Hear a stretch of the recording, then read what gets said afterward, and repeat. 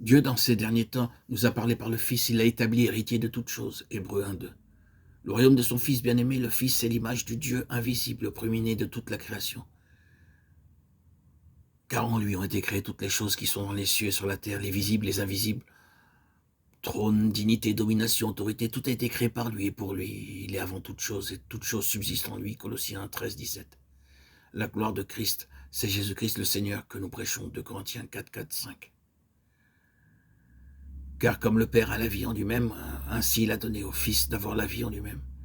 Et il lui a donné le pouvoir de juger parce qu'il est Fils de l'homme. Jean 5:26-27.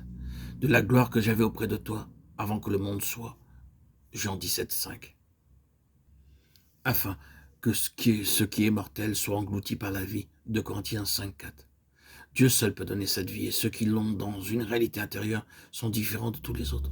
Ils possèdent la base d'une complète transformation qui est la signification d'être glorifié.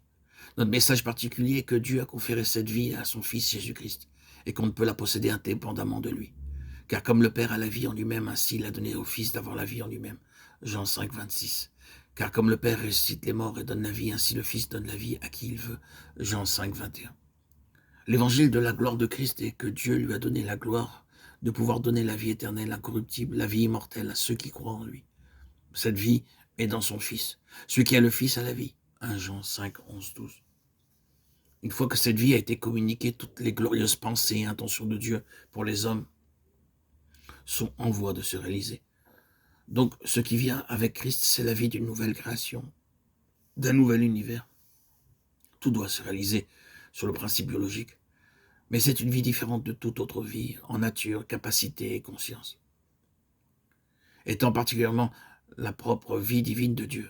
Elle est la base et le lien d'une véritable communion intime avec lui. De cette manière, nous pouvons voir quelque chose de la signification immense et vitale de Christ.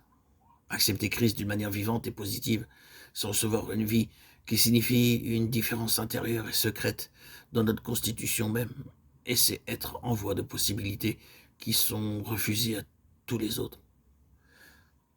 Repousser ou négliger Christ, c'est perdre ou manquer tout ce que Dieu a toujours voulu faire quand il a créé l'homme et l'a mis sous une épreuve de foi. Sur ce point réside le péril immense de tergiverser ou de remettre au lendemain. Il n'est pas dans le pouvoir de l'homme de dire quand cette vie lui sera offerte. Quand Christ est présenté, c'est le moment où la vie et la mort sont dans les balances de notre acceptation ou de notre refus. Les valeurs et les résultats éternels les plus grands sont étroitement liés à cette décision. À tout cela, le grand ennemi de la gloire éternelle des hommes veut les aveugler et les maintenir aveugles.